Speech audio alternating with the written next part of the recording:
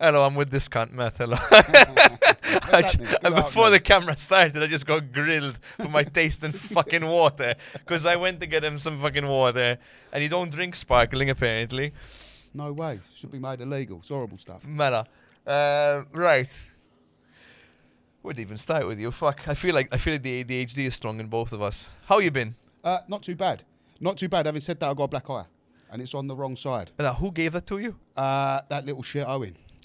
Who's not so little. Wait, Owen, which because you got two. You got Big Owen and Small Owen. But both of them are big. It's little big Owen. Little Big Owen. So the young... Long Owen who came to your gym. Yes. Owen. How the fuck did you get that? What was I'll it? tell you what he's gone and done. Like a lot of the people at my gym, because we're on the island of Gozo, you know, I'd like to say they're lazy, and in some ways they are.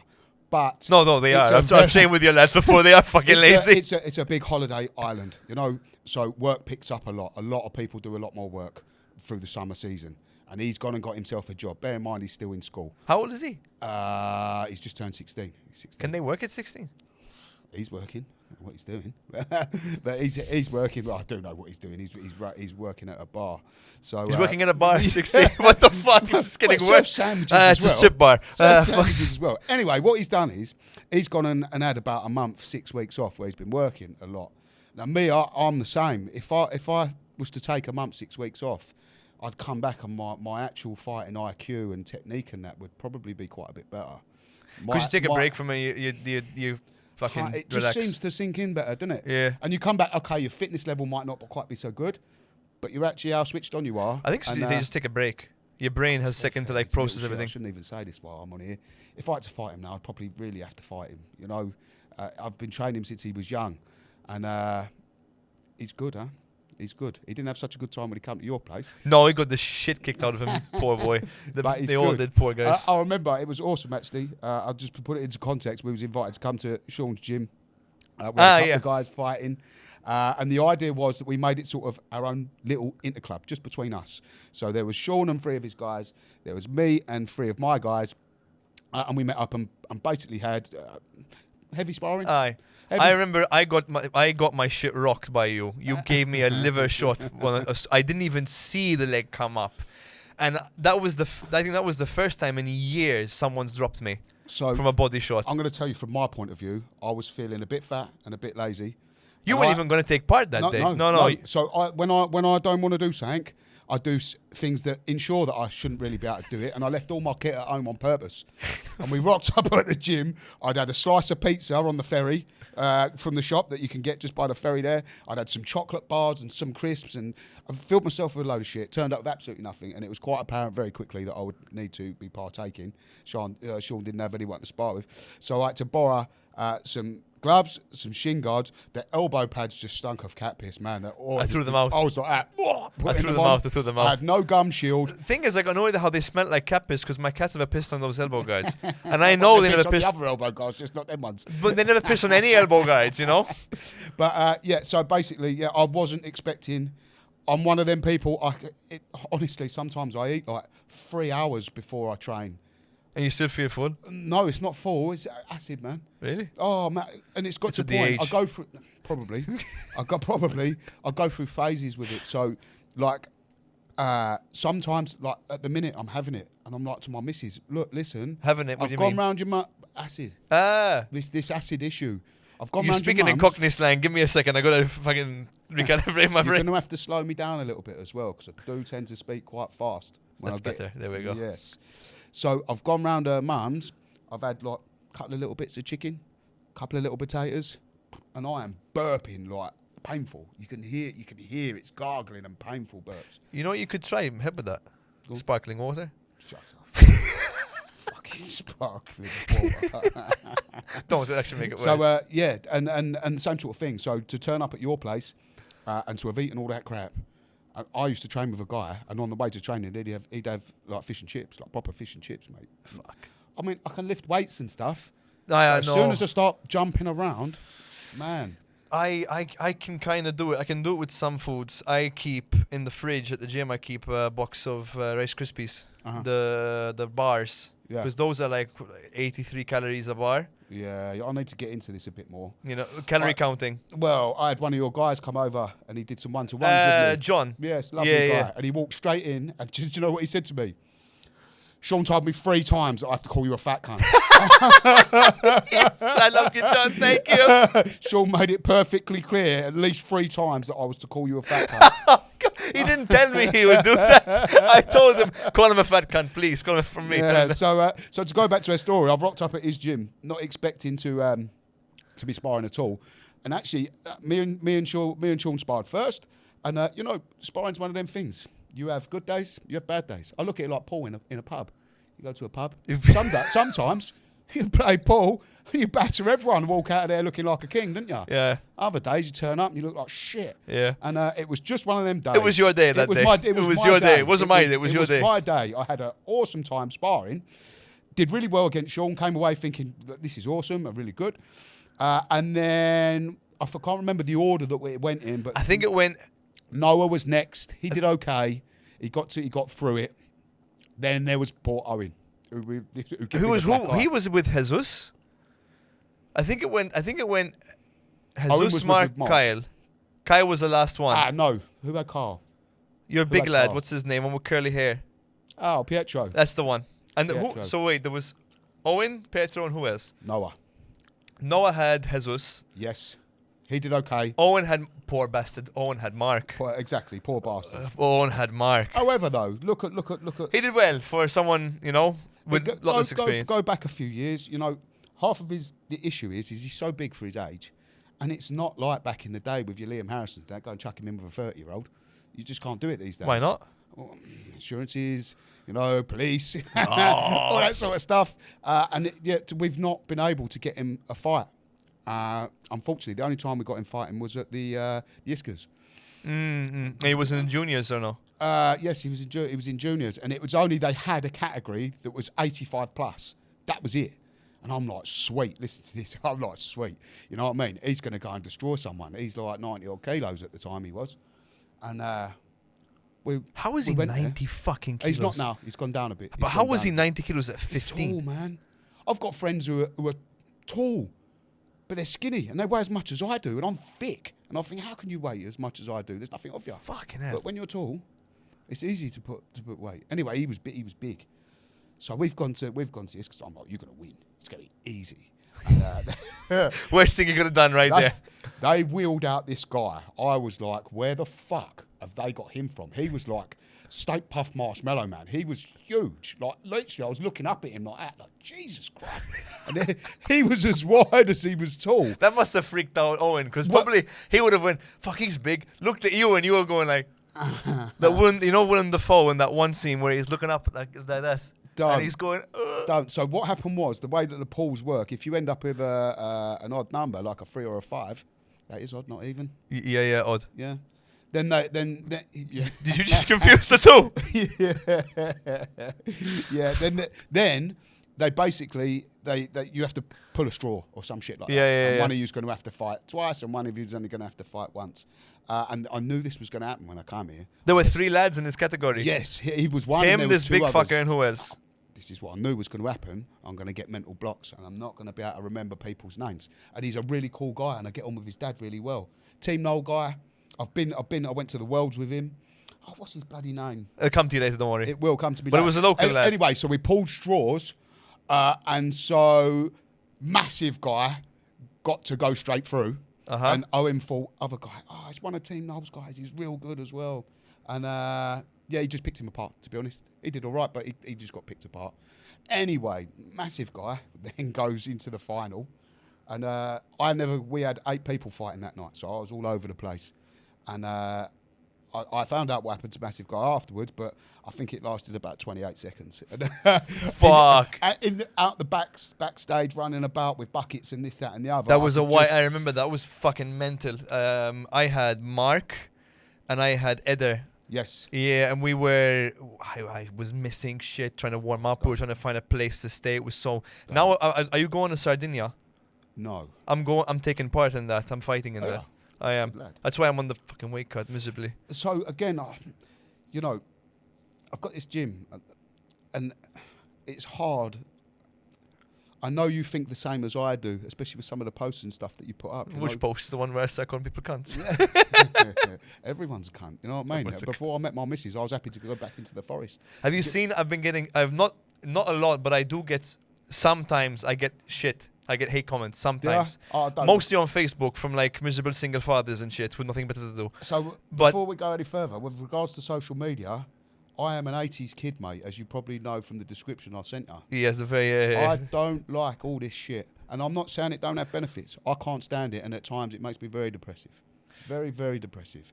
I do not. That silly box, this phone, that we have to have strapped to our hip, I have to answer that phone 400 times a day. The first thing I do when I wake up, I've got to look at this box. I know what you mean. I find it very depressive. You Aye. know? And if I didn't have my gym, I probably would have long gone away with socials. In fact, when I do, because we're only human, when I go through phase and I'm not feeling too happy, it's the first thing you'll notice about me. My posts stop. Yeah. I'm not interested. I don't want to go and tell the world what I'm doing, especially if I'm feeling a bit bad. The last thing I want to do on there is go in the world and be like, hey, look at me, I'm all happy and everything's great. No, really. I mean, you don't need to do that. I don't do that. You know. I mean, I'm not gonna. You wouldn't be able to tell from the posts I put up, but I'm fucking stressed and exhausted. You know, I try to keep it lighthearted, but I it's not my prerogative to explain exactly how I'm feeling. I use my phone as a marketing tool. You know, You do a good job as well. You do a good job. But also, for me, I think it's a little bit of a false economy, especially being on Gozo. Yeah. Maybe not for you guys on Malta. Listen, we are closest to the airport, and you cannot beat that. Location. I didn't mean it like that. What I meant was, so on the reason I got the gym in the first place, as I told you, if I lived on Malta, I would never have had my own gym. Never. I would have come to your gym or to Calvin's gym, probably a mixture of both. Pop over and see Jezred. I was on an island where there was nothing for me. There was a karate club and a BJJ club, and I don't like either of them things. Aye. So to be fair, I don't mind a bit of BJJ every now and then, but it starts pulling all your shoulders now. I like it. I like hitting people. I like hitting people. I like hitting people. So yeah, the reason I opened the gym was initially, if I can train a few people up, just to a reasonable level, I've got a few people to train with, and that's what I started to do. This is sort of a good so movie. because I don't have. Okay, you could say the karate club in some way is a bit of competition, and the BJJ club in some way is a bit of competition. If anyone comes to Gozo and they want to do kickboxing or Muay Thai, they're going to find me. Yeah. So I don't have to. And I'll give you an example. I noticed I could see on my Instagram the amount of views that I had in 30 days. Yeah, when yeah. I first noticed, I was like, whoa, 60,000. Like, wow. 60,000 people have looked at my shit in the last fucking 30 days. Have a word. Anyway, so now I'm like actively like trying to, let's see if we can bump this up, maybe get 70,000. And very quickly, I got to over 100,000.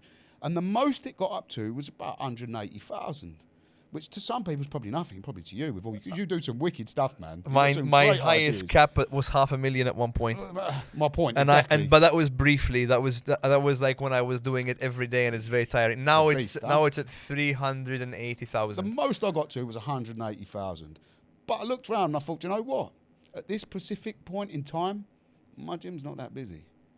You know? Because... And then what I did was I went through a stage where I was a bit depressed with a few other things and just not quite happy. And like I said, the first thing that I would drop would be the social media side of things. And it dropped right down to 30,000. And I'm looking around thinking, my gym's pretty busy. So it's kind of, for me, a bit of a false economy. However, if I was on Malta, I mean, you've got other Muay Thai gyms and other fighting gyms that are in the sort of reasonable locality that you're sort of competing against. I don't really have that. As long as I don't neglect it completely, you know, like I said, anyone, I get, you're the same. I get people, I'm coming on holiday on Malta. Yeah, I get loads. Train, I'm fighting, I've had loads this summer. I just want to train a little bit whilst I'm on holiday. Can you accommodate me? So, like I said, if anyone's looking for Muay Thai or kickboxing, they're gonna find me on Gozo. Yeah.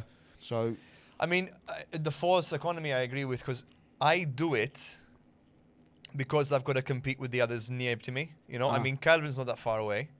Granted, he's got a bigger reach because they've got 8 locations. They've got the best gyms. They got, as in best gyms Malta. They've got 8 locations all over the place. They've got classes in different kinds of disciplines and everything.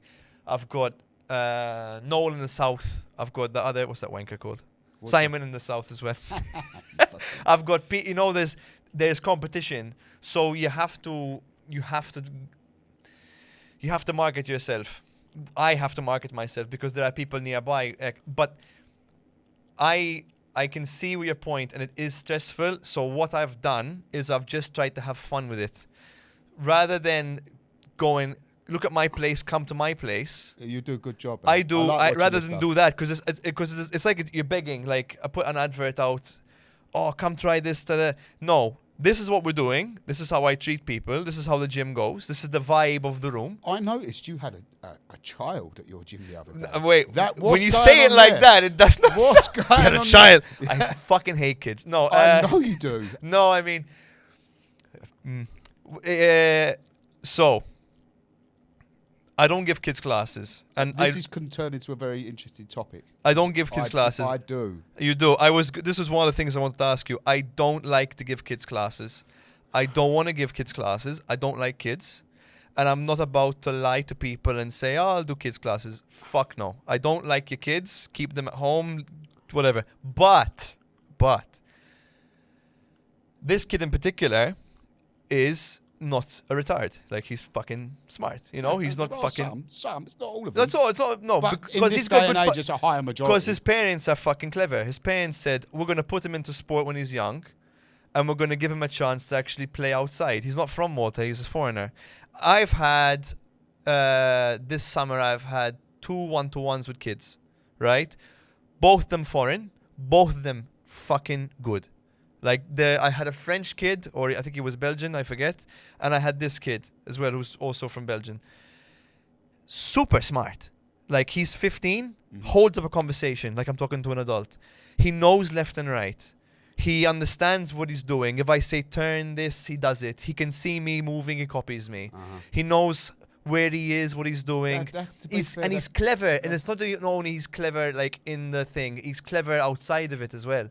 So I can tolerate that. And I can have fun with it because he's young, he's got more energy and he's got more enthusiasm. So he picks it up. And I can see he hasn't got to our age where the light has left his eyes. You know, when you hit 25 and suddenly you're fucking miserable. He's still happy. So I can see the joy in it. But the problem with most teens is they're fucking morons. They're glued to their phones. They don't have any hobbies. They can't talk to people. Their parents don't fucking take them out. They eat shit. Mate. I'm an 80s kid. So I do kids' lessons. And I'm at a real funny point. And I have to be a little bit careful what I say here. I'm at a funny point. I'm not so sure I want to continue. I'm not so sure. Are you telling? Not so sure. I'm not trying to sound grouchy, but you know what I mean? Because they require, and again, I could do it. I could suck it up and say fuck it, and I could do the kids' classes. But you need to understand that there's a certain amount of responsibility on your shoulders as a coach of kids, because you are literally molding this child. Because, I mean, if I look at myself, the people that shaped me as a man, for the man I am now, I'm going to push 30 soon, are my parents and my coaches. They shaped me into what I am. If they were wankers, I wouldn't be how I am. But they were very particular people. And their influence tell me what I am. I know going into it, if I have a kids class, I am going to shape this child's mind. Like, small things they're going to remember. I still have memories in my head from when I was in school from my teachers that stuck with me. And what were the coolest teachers you had? The ones who were just like you, weren't it? And the ones who would swear a little bit and would let you get away with stuff, catch you having a fag round the back, not saying nothing. I didn't smoke as a kid. I wasn't that, but you're right. No, you're right. It was the ones that were laid back, but they understood you. And I have to think, if I do a kids class, can I do that? Can I be responsible? Do I want to have that on my shoulders? That not only that, but am I patient enough? Because they're just kids, you know. Like when you hit a certain age as an adult, if you can't do jumping jacks, you're a fucking failure, you know. No, and the other thing you have to remember a kid is young. A kid has time. I got to be patient. I got to think he's just a kid. The other thing you've got to remember is an adult has chosen to come into your gym, whereas a child might not necessarily. Exactly, and that's another thing as well. They might have been sort of coerced or pushed, and they might not really want to be there. And you'll find, even with an adult who, as you said, can't do a jumping jack, they're generally there because they want to be there. So if I tell them to do something, they might not do it very well, but they will try to get on with that. If a kid doesn't want to do it, mate, kids, you're like, please do this. Please, if you don't mind, could you do this? Stop doing that. You know what I mean? It can be. And I know how I am. I've got a very particular coaching style. I mean, you know how I am. I can be a right cunt if I want to. Who am I thinking of? Rampage. Rampage. Step fucking in. Step out, motherfucker. Step fucking out. Like, I know that it's not family friendly. And I don't advertise gym as family friendly. I'm not gonna. I've got a 15-year-old and a 16-year-old right now training with me in my regular classes. Oh, okay. They come to the regular fundamentals classes, and you know I don't censor. I try to, you know, a bit here and there, just out of respect for the parents. So the issues that I have is that I have to the different age ranges as well. So we do from the ages of 4 till 6. Then we do sort of 7 to 11. Fuck no. And then we do teens. So the issue, as we were sort of saying, like I'm an 80s I'm looking kid. at my own face on the screen. I'm thinking, fuck that. And I can be like, right, kids, let's do a roly-poly. And they can't do a roly-poly. So, all right, so I'll show them. I used to roly-polies and I was a fat kid. Well, my point is, my mum had been like, stop doing them roly-polies. Like, just kids these days. I think, you know, the governments that are actually winning, like, we are going to make it that these people are just, like, pretty much clever enough to go to work, but stupid enough that they ain't never going to challenge us. You know what I mean? Like, to get them to do basic things and some left and right, as you said. Yeah. I mean, I'm not knocking other people's kids. My daughter's here at the minute, bless her. Young Elsie sitting at home. I was like, do you want to come more with me? She was like, fuck off. I'm like, how old is she? She's only 12, bless her. Fuck off, I love that. So, believe it or not, last Saturday, took her to Grotta, didn't I? In Grotta with, which is a nightclub. Fuck. 12, behind the DJ. Yeah, she loved it. Didn't quite know what to make of it in some ways, but... Yeah, I mean... But, same heard to her. So... I mean, I'm going to go off the thing. My missus just had her ACL reconstructed. So mum's got one of them granny scooters. I saw the videos. Yeah. Yes. So of course my daughter's like, give it a go. I'm like, all right then. So I'm like, don't crash it. And she's driving along. I'm like, right, we're going left. And I've seen her put her hands up like this. I'm like, oh fuck. Do you still not know? You're 14, darling. Like 12, sorry. And you don't know which way's left. And she's like, no, I've never known. I'm like, well, it's time to know. You've only got 2 options, left or right. You know what I mean? Come on. But kids these days be tricky, yeah. I don't know what it is. I don't know if it's something in the water or something else. I don't know what it is. Well, and it's not just the kids, even grown adults. I've got some. And again, I'm born here. I'm local. I was born, baptized, raised here. Right. There's something about Maltese people. We are thick as fuck sometimes, and it's an arrogant kind of thick where they don't want to. They want to learn in the sense of they want to come and they want to show up to the class, but you give them any kind of instruction, they don't get it. And then when you start putting more energy into them, they really just they get defensive. I'll tell you why I get frustrated, because I find that people ain't like me. The whole motivated thing. I walked into a gym. And I walked into it for various reasons, but the main one was I was very upset in life. Very, very upset. Same reason why I walked into mine. And I thought, you know, one of the good things, as I said, I'm not for all this social media, internet shit, was Facebook had not long come round.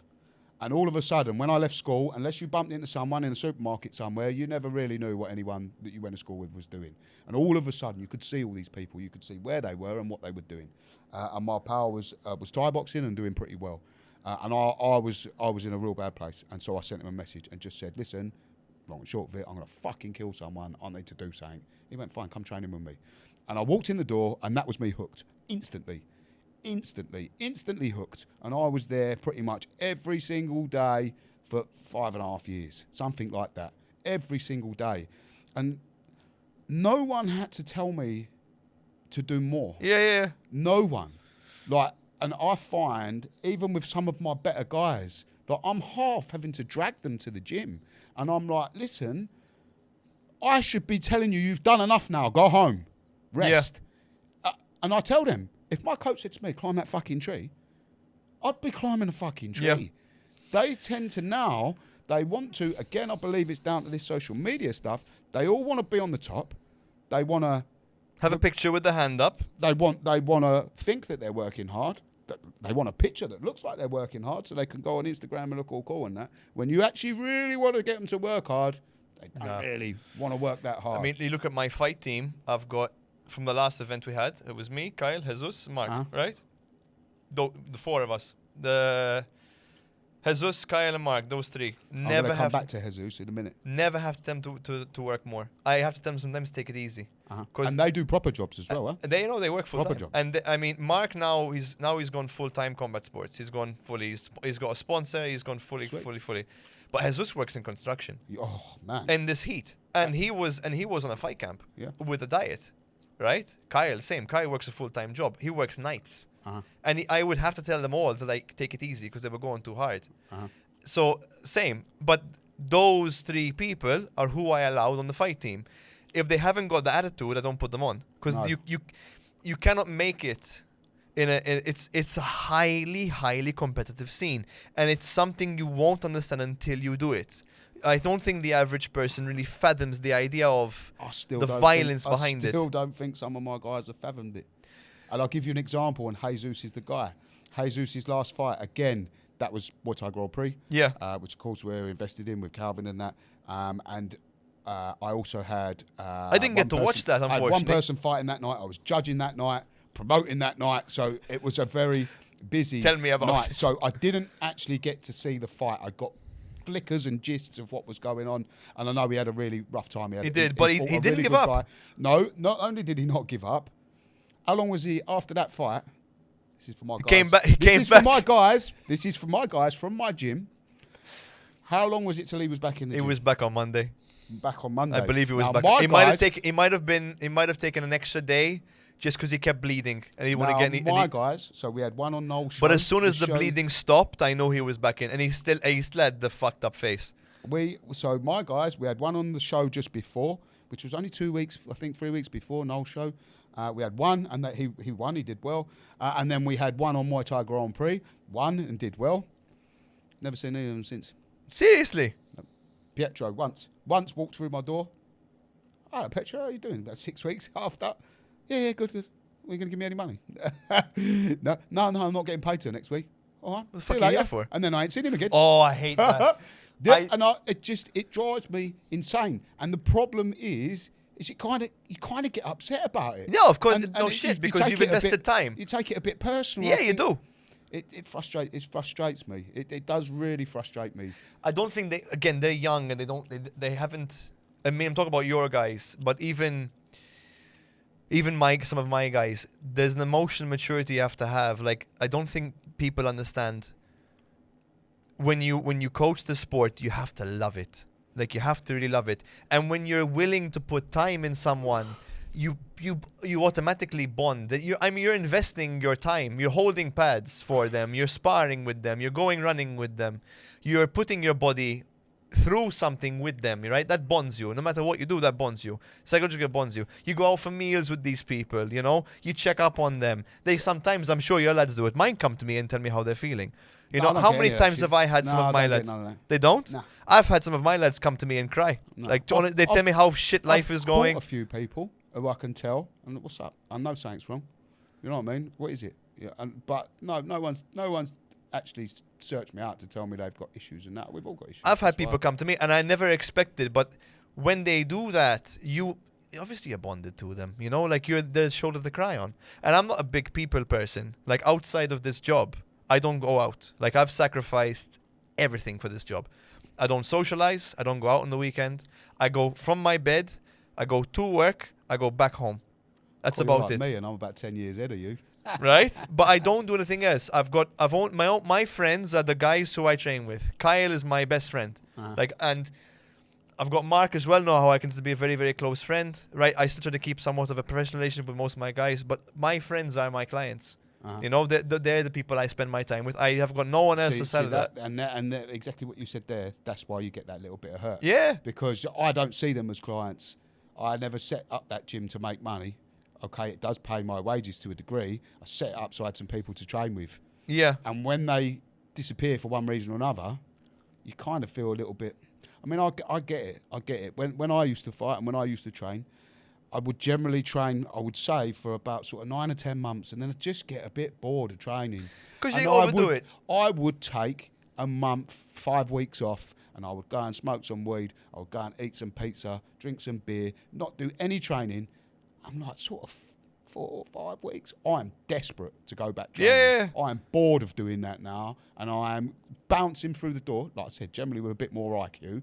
Things have sunk in a little bit, or I'm a little bit podgier, and my fitness ain't quite there. But actually, like IQ-wise, quite a little bit better. I get that. So I understand that people need to take breaks and that. It just, like I said, life.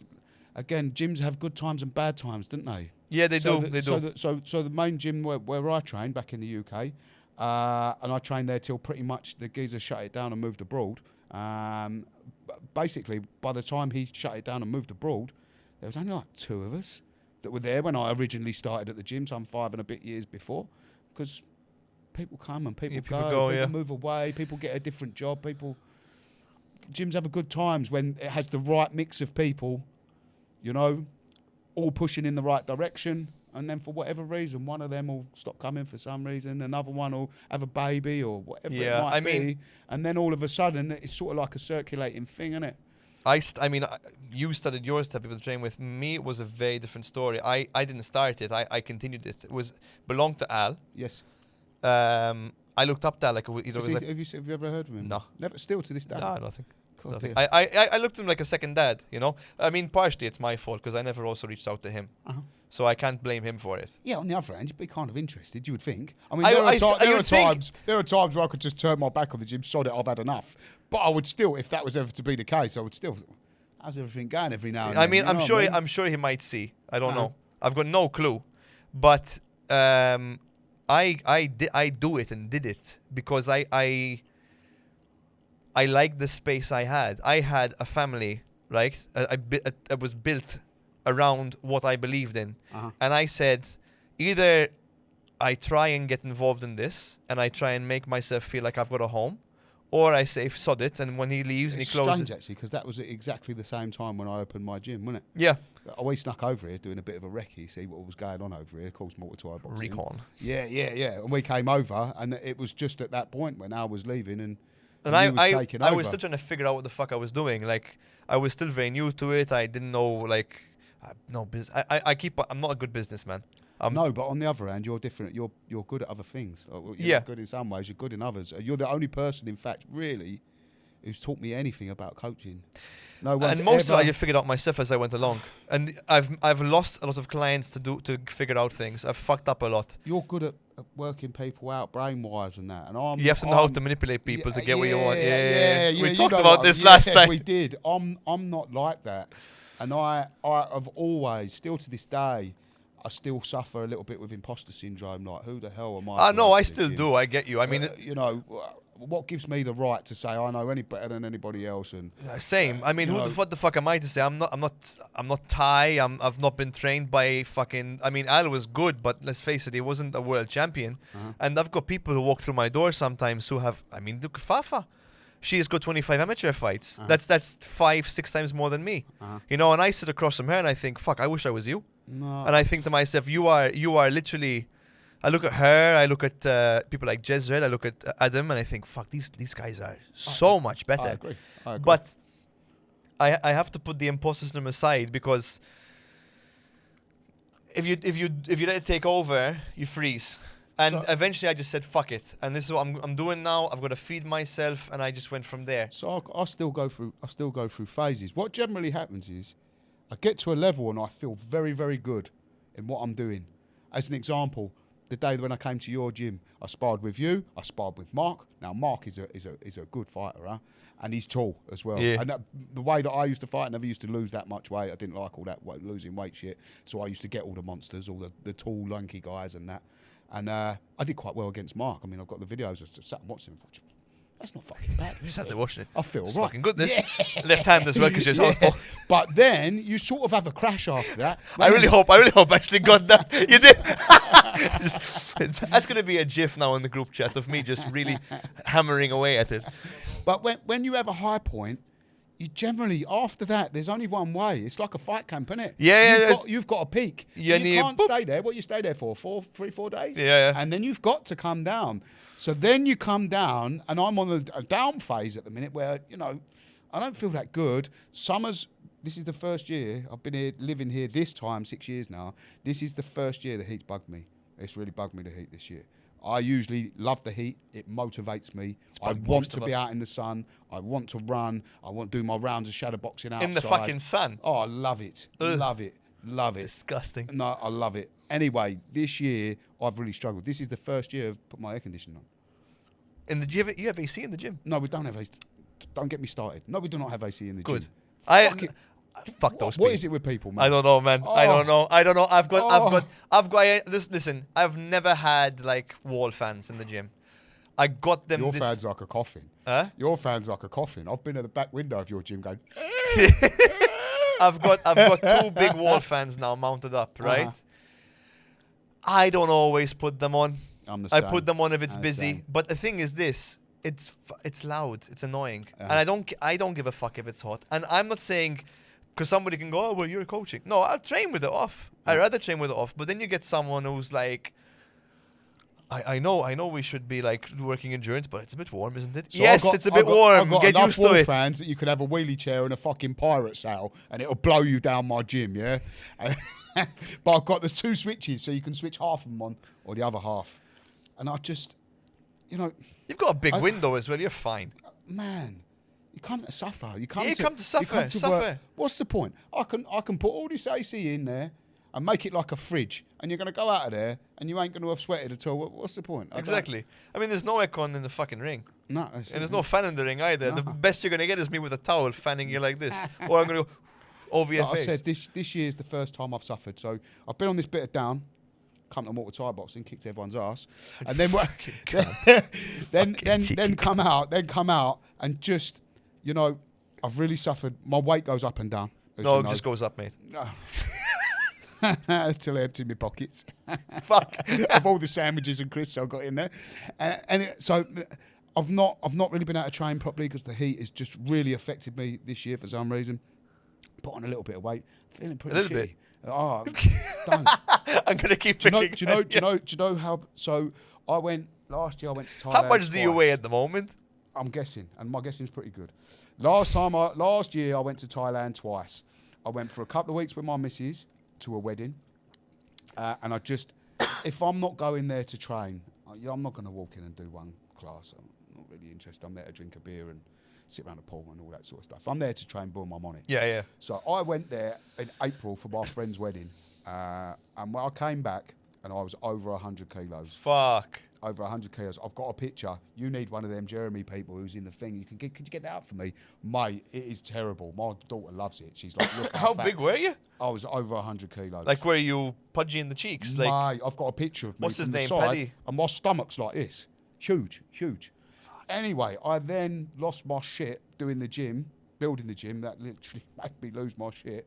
And I threw all my toys out my pram, and I went from October to November. I did 4 weeks in a camp and a week at my dad's. And at the end of camp, I was 75 kilos. fucking hell. It was too little for me, to be fair. My Yeah. missus didn't like it. Bear in mind, I had a week at my dad's. Should I where do did curves some on you or what? curves. She's like, you've got the bum of a boy. I'm like, at least he ain't a fat boy. But I did a week at my dad's, so I probably cut on a couple of kilos and probably came back about 80 kilos. But she didn't. I think 80 is a good amount for you because you're just stocky. over, to be honest, just over. 82, 83. I walk around at 80 when I'm comfortable. I mean, I So- like to eat. I'm not going to say Go I'm a back- fat boy too. I like to eat. I love my food. Go back to my early 30s, I would walk around at sort of 85, skim 4 or 5 kilos off fight at 80. That being said, though, I do feel the best at 75. Like at 75 kg, I'm fast and I'm still strong. And now I'm lifting weights and I'm doing a bunch of strength and conditioning training as well on the side. So I feel a lot better than I did like a year or two ago, which I think is what really fucked me over because I wasn't doing any weightlifting. When I come back from Thailand, again, it's an interesting thing. They say if you do what you love, you will never do another day's work again. Bullshit. I agree. Fucking bullshit. I 100% agree. I 100% agree. Because then what happens is the thing that you love at times is fucking pissing you off. Oh, yeah. Too much Muay Thai. It does not make better Muay Thai. And I get the ump with it sometimes.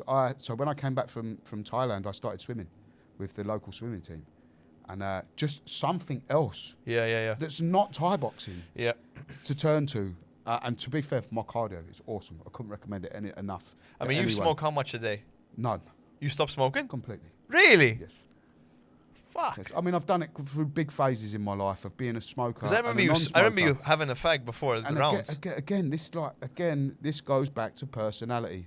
Yeah, I am an all or nothing guy. Yeah, what did I just say to you about the holiday? If I'm going to train, so when I went October, November, I went there. I started off, I think, for the first week just to get used to it. Bear in mind, I got people telling me, "No, you ain't going to want to do twice a day. Once a day's enough." I mean, I think the first week you do once, second week you start doing twice. I think it's good to acclimate into it. So I got off the plane, literally rocked up there, threw my suitcases on the floor, and went training. I did, and I trained for the first week. I did 2 in the morning, 2 in the afternoon. The week after that, I started doing the hours run before the morning. Ooh. And I was doing. Sorry, mate, am I keeping you up? No, that's fine. Actually, I didn't sleep much. And then started doing a 1-to-1 in between the lunch break. Fuck. So now all of a sudden, but I'm like 44 years old. Now all of a sudden I'm doing what was that? 6 hours. 6 hours a day. I then did that for 2 weeks. In like the third week, I had my pad holders course, which was over at another gym. And so with doing my pad holders course, it went up to 8 hours a day. 8 hours I was doing a day. I did that for 4 days. Actually, I lied, 3 days. They condensed it down a little bit for me because I said to them, like, it was more the travelling to the other gym and that. They condensed that. I did that for 3 days. And then this is where the Muay Thai, more Muay Thai doesn't necessarily mean better Muay Thai. The last week, they were constantly filming you. There was a lady there. She had her own sort of Instagram page. She was constantly filming snippets and putting them up and putting them up and putting them up. And I'm looking my last week's videos thinking, what the fuck? Like, I look worse than when I got here. I was literally fighting to keep myself up, and so that's one of the lessons I learned. When I go back, I will definitely be taking it a little easier. On the other hand, I'm an all or nothing person. There's ways and ways. I know what you mean. So where the gym was, the apartment what I was staying in was literally 100 metres away from the gym. 300, 400 metres in the other direction was 7-Eleven. And that was the furthest I went. That's all you need? Pretty much. That was the furthest I went. Other than I went to the stadiums a couple of nights. The first time I saw the beach was like the second week in, and that was because that was on the run, in the morning run. And just train, eat, sleep, repeat. That was it. I loved it. We had the same kind of format there. Mate, if I didn't have my missus, I could easily just go there and live in the shipping container in the gym. You think I'm even joking? I believe you. I could easily do that. Listen. I know what you mean. Like I think I'm in that fucking room, at least 50 hours a week sometimes, and it's not even because it's the pad holding, the sparring, the training, washing the floor, cleaning up after people, keeping an eye on it, restocking the fridge. That's another thing I like about you. You're doing it on your own, and I'm the same. I don't trust anyone else to do it. And I mean, again, I don't think, because I know my clients are paying for me, and I know that you go to Thailand, you have a gym, and there's 6 pad holders. Mm-hmm. They're employed by someone, right? They have a standard they try to keep, and they have a thing, but there's always a bit of, I can't do that. And we can't do that here. How many good pad holders are there in this country? Mota and Gozo. Again. Can you? I can think of myself. I can think of you. I haven't had Calvin hold pads to me in ages, but he must be doing well. Do you know what? Since I've been back from Thailand, which was back in November, I've only had 2 times on the pads. One was with you, one was with Calvin. I hate it. I hate it because you watch people pads? Get better. No. I hate not hitting pads. Oh yeah. I like going to classes and people telling me what to do. Yeah, it's nice. I would much rather, and the worst thing is you'll go for months and months and months, and you're watching everyone else progress and get better, but you're not really. Yes, I know because you're not training. It's infuriating. I hate it. I've had to teach my boys how to hold pads for me. Mark and Kyle are really good now. They can hold pads for me really well, but like I've had to teach them from the ground up. And who the fuck else am I gonna get in And what, you're gonna employ someone who no one does it? It's not the job you have in the country. It's not like No, a I agree. gaming expert or a fucking, I say gaming, gambling, or any of these things. Like I can't get a bartender. It's very niche. It's super niche, and there's no one here who can do it. So again, the reason I didn't call my gym Gozo Thai Boxing as an example, I called it Fight Science Gozo, I knew I could umbrella it, you know. So if a boxing coach came along, you know, we could umbrella that under the Fight Science name. Yeah. If an MMA coach came along, which has just happened, actually, we've got a really good guy who's just turned up. I can umbrella that under the same thing. So that's why I called it Fight Science Gozo and not Gozo Thai Boxing. That also would have been a bit on the nose as well, wouldn't it be? GTB? Yeah. Oh, that would have been weird. Sounds like a blimmin', what is it? One of them STDs. I'm sorry, mate, you got GTB, it's terminal. GTB. But and so, I mean, my island is 7 miles by 4 miles. It is What the fuck is a mile? about 2.2 kilometres. There you go, cheers. So it's very small. Very small. It is a pinprick of a rock in the sea, you know, and I'm going to use boxing as an example now. Man, so I don't really like boxing that much. You know, whenever I box, I'm all right at it. Come away with a headache because I've been punched in the head about 50 times. Yeah. And again, as a Thai boxer, we don't have that bobbing and weaving movement. And the dipping and whatever. Yeah. And so, you know, I get a lot of calls for boxing. A lot of calls for boxing. In fact, I get more calls for boxing than I get for anything else. All right. Well, I wonder why. I wonder why people like boxing more. I don't get it because it's so fucking boring. I mean, no offense to boxers, but like, all right, we've got these, but I like these. Yeah, I like know. these. Yeah, I like know. these. I think it's the kicking that puts people off. A lot Why? of people. I don't know. But I get a lot of calls for boxing, and you know, I know what was on my island before I opened up. That's why I opened up, and people for some reason seem to be happy to pay for shit. And so I got to a point where but also they got no idea what good is. No, and it's know? not their fault. It's not their fault. No, it's not. I had so many people asking me for boxing. I thought, I'd be stupid not to. I'll start doing 2 boxing lessons a week. And no one come. Really? Mate, I get harassed for boxing. Harassed. Anyway, what puts them off? The times, the price, the fact they have to actually go there and do it. I don't know. Because I mean, many people have the idea. This is exactly why I charge people before they turn up for the one-to-ones. I will not put your name down in my calendar until you've given me the cash in my fucking hand. That's it. Until I have your money in my hand, I am not writing you down. And if you tell me you're going to book and you haven't sent the cash and it's been a day, I'm going to find someone else to replace you who will pay me. And I'm going to tell you someone's taken it. Because until they put the money where their mouth is, they're not going to bother. I need to be more like you because I'm too much of a nice guy.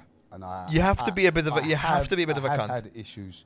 People shortchanging. Even that, I can't stand that. People turning up and they're supposed to pay a walk-in and I'll pay you next time. Or their memberships run out and then they come, I'll pay you next time. They'll do 2 or 3 No, I don't allow that. And then they disappear. No, I don't allow I have to be. I have to, and it's horrible because I like to be trustworthy of people. But the thing is, it all you adds give up. somebody an inch to take a mile. You can't. Mate, I think at the end of the year, I probably lost about 2 or 3 grand. And it's not paying even. me.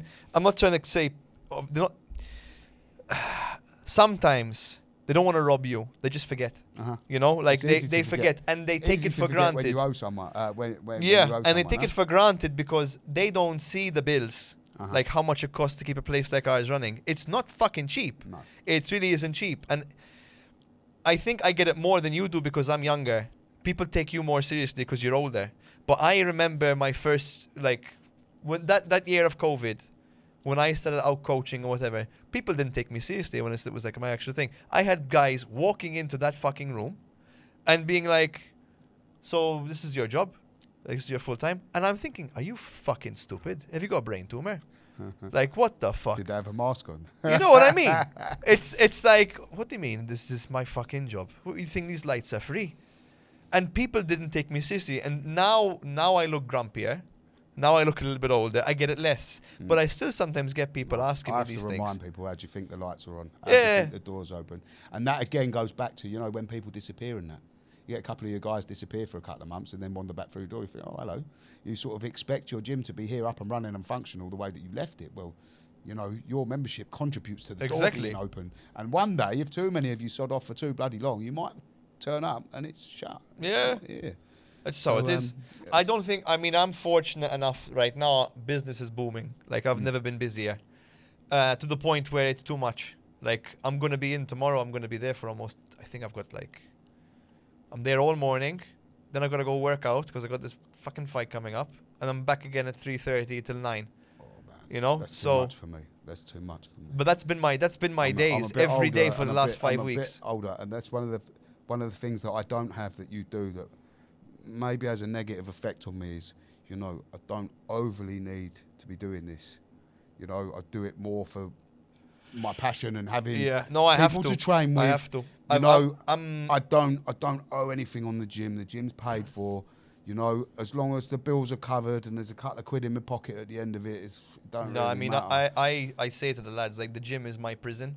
Those 4 walls are my jail cell. I can see Because that. I have to I have to. I have no choice. I have to make the money. I've got to pay the bills. Uh-huh. You know, everything costs money. And I don't live fucking, I mean, my most extravagant thing is a meal out. You know what I mean? That's my most, I haven't gone on holiday in ages. Yeah. Right? My last vacation was to watch Harrison fight. Yeah. I've got one coming up. Where you going? I'm going to, where am I going? I don't know. You tell me. Where am I going? I'm going abroad. Excellent. Am I going to Portugal? I'm going to Portugal. I didn't pay for it. Uh-huh. My dad came up to me and he went, "You look like shit." And I was like, "Fucking thank you." Cheers, Dad. And he's like, "You look fucking terrible."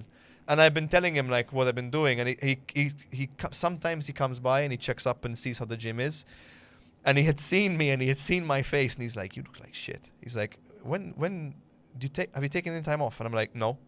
He's like, "When are you working next?" I'm working tomorrow. And he's like, "Are you working on the weekend?" I'm like, "I've got a few people here and there."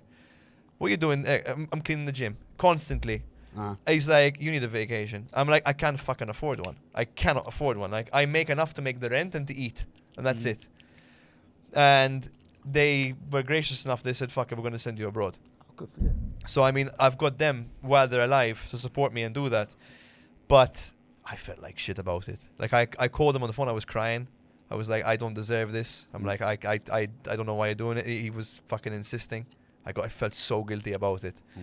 But it's that. I can't do anything else.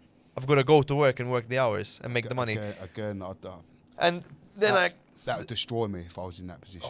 It would. I got no destroy choice. me. I mean, I try not to think about it. I've had people in my life I've had to let go. I've had to like move away from certain things. I've had to cut people off. I've had to really make my circle very small, and I hang out with the same crowd of people, the same few guys, and that's it. And I don't go out, and I've just had to do it. I'm hoping it pays off in a few years' time, because I'm investing in myself and I'm trying to build something. I'm hoping eventually one day I can afford a vacation. I can go to Thailand. I can do what you do. I can go to Thailand for a month and I can train. I'm looking at going again. I'm dying to go. And I can't. Again, so I'm in a fortunate position. I'm looking at going again. My missus isn't very happy, bless her. She misses me too much. She misses me. Does she really? She does miss me.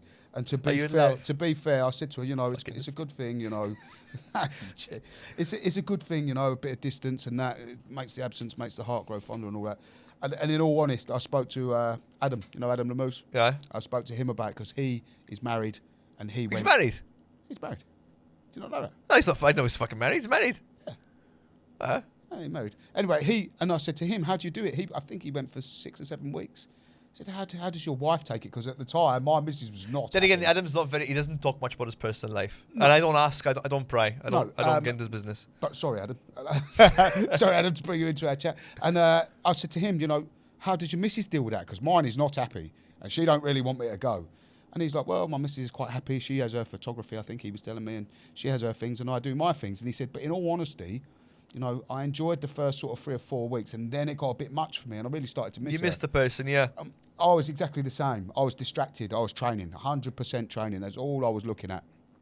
And, first 3-4 weeks, And then the sort of last week and a half, really started to miss my missus in that. No, it's true. I mean, when I was with my ex, same thing happened. 3 weeks I was there. By the time I got to the end of the camp, I was like, I just want to get home and give her a hug. Mm-hmm. Like even so now, I come home and give her a hug, and she went, "Oh, you're all bony." And I put her head on here. She was I like, mean, I'm sitting here and I'm complaining about my job, and I'm calling it a jail cell. But I will say, I know that when I'm abroad, I'm going to be thinking about it constantly. And if I was gone for 3 weeks or 4 weeks, all I'd think about is I can't wait to get back. So, Because I love my guys. I love Mark. I love the others. I love Kyle. I was really lucky. I had Chris at the time, who was coaching for me, and Sarah as well. And to be fair, the pair of them just run the place while I was gone. This time, I'm hoping that I'll have Braden with me and maybe still Sarah as well. I don't know how I'm going to do it. I mean, I could, if I wanted to, just shut it down for a month. I could do that. I don't know how the fuck you managed to do that. I could. The only thing is it costs a couple of quid, doesn't it? And what am I going to lose? I'm going to have to pay all the bills myself and not get no wages. So it's like a double whammy, I innit? don't know how the fuck you do it. If I were to close for a month, I think I'd be fucked for like... To be fair, I've just been fortunate. I'm very fortunate, you know. And all the times that I whinge and complain, and you know, there's always someone worse off, isn't there? You know. I mean, yeah, it's true. It's true. That brings me to a point, kind of bouncing back and forth from earlier. We're saying about like the lads don't want to work and they don't want to train. There was a point, you know, when I fell in my last fight, when I fell, I fucked up my leg. I couldn't walk. Funny enough, I was standing next to Adam when that happened, and he was going to me, "You should fight, mate. You should fight." And I went to him, "You know, if something happens to me, who's going to run my gym?" Sean came out, went boom on the floor. Went, "See, fucking wicked, see, that's exactly why. That's exactly why." So, when that happened, I spent a year or two. I couldn't walk properly, and I had pain in my leg constantly. And the one thing I missed was I wanted to be able to run. And I hate running, but the fact I couldn't run pissed me off. So, you know, the hardest I've ever trained in my life, actually, other than Thailand would top that. I'd chop these two fingers off. These two fingers here. Wait, before you get to that, because I was saying this to my guys, like, they're dying on the bike or on the treadmill or on the thing, and they're complaining, and I mentioned to someone, like, if I say to anyone, we'll go for a run or we'll do this or we'll do that, and the first thing they do is complain, I just think to myself, you can walk. You should be thanking your lucky stars. You are healthy enough to be able to move. There 100%. Are some people, they're in a fucking wheelchair. 100%. They can't move. They're fucking paralyzed. And you're standing here, because some people can't fucking stand. You're standing here in front of me, perfectly fine, with an able body, and you don't want to move. So I got the same, as I told you, my missus just literally 3 or 4 days ago had her ACL reconstructed. And bless her, it's caught us off guard. She had a small surgery on her leg about 3 years ago. And albeit limping, she limped out the hospital 2 hours later. And we kind of thought it was going to be like that. Nah, mate. Nah, mate. She's been pretty much disabled since she's come out of hospital. You know, silly things. Getting her into bed or onto the sofa. Going on the toilet. The toilet, shower, the whole shebang.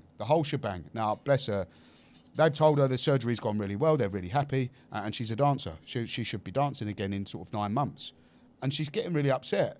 I said to her, "Darling, look, for a start, you've got a leg. You know, that's a bonus. Yeah. You know, there are people. But I understand how she feels. Yeah, I agree. But like I said, it's easier said than done. You always got to remember that there are people out there, like you said. There's people who ain't got a leg. They've never been able to dance. And you know, we're reading the bit of paper, and the surgeon saying he's very happy, and it's as far as he's concerned, everything's gone really well. It could be saying it's gone really badly, and this isn't worked, and that's not good, and you know, so it's easy to get down and depressed. And I said I chopped my fingers off, and I've never trained so hard in my life. I couldn't, other than my hand wouldn't work. You know, everything was fine. I could run, I could sit ups, I could hit the bag with the right hand, and I trained really hard because I was sort of withheld. I couldn't be how I wanted to be. Yeah. It drives you even more. It does. And I after that, it taught me a big lesson of like, just be happy with what you've got sometimes, because it could be worse. I mean, again, I complain a lot, yes, but I am still grateful for things I've got. I'm able to move, I'm healthy, you know, I can run if I need to run. I mean, let's be honest, we live in a safe place, man. There ain't no bombs falling on our head. So my eldest daughter, bless her, she hasn't spoken to me for a couple of years now, my eldest daughter, and again, it's going through to I know what government, how people are now brought up these days. I think it's done on purpose. You know, how many young kids now have mental health issues? And it's, fuck. it's ridiculous. Get me started with that. My eldest daughter, at the age of 8, she started having them. And you would talk to her, and she would talk to you like she was a 28-year-old woman with 3 kids and the whole world on her shoulders. Couldn't pay her bills, nothing. And I'm like, darling, like, you're 8 years old. Like, your biggest problem should be is your favourite Barbie doll down the back of the sofa and you can't get it. And at the time, I think it was the Syrian war was on, and that we was in a petrol station in England. They have all the newspapers plastered across the front of the petrol station, and there was a thing. And it was a picture of a little girl. She could have only been 2 or 3, and it said, you know, pretty much like her mum, her dad, her brothers, her sisters. They've all just died, been blown to pieces by some bomb, blah, blah, blah. And I said, nah, look at that little girl there. And I said, you've got a warm house, you're safe, you've got a beautiful room, you get 3 dinners a day, you've got nice clothes, blah, blah, blah, blah, blah. You know, that's someone who's in a bad position, not you. And do you know what her answer was? 8 years old. Don't live in Syria, Daddy. Fuck off. What are you supposed to say to that? What are you supposed to say to that, innit? What are you supposed to say to that? I mean, I don't know.